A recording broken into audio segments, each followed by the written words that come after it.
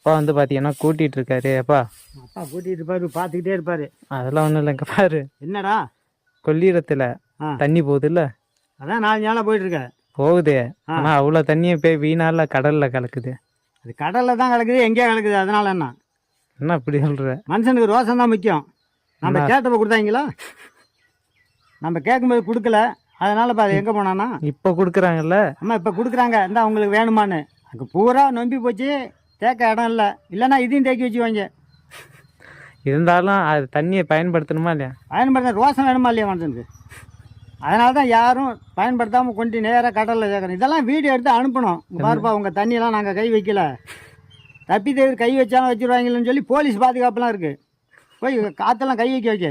அது பாதுகாப்பு இறங்கிடக்கூடாது. அதான் இறங்கிடக்கூடாது, தண்ணி தொடக்கூடாது, நேராக போகுது. இதெல்லாம் எடுத்து அனுப்பினோம். எப்பா தண்ணி வருது, நாங்கள் எதுவும் பண்ணலை, நேராக கடல்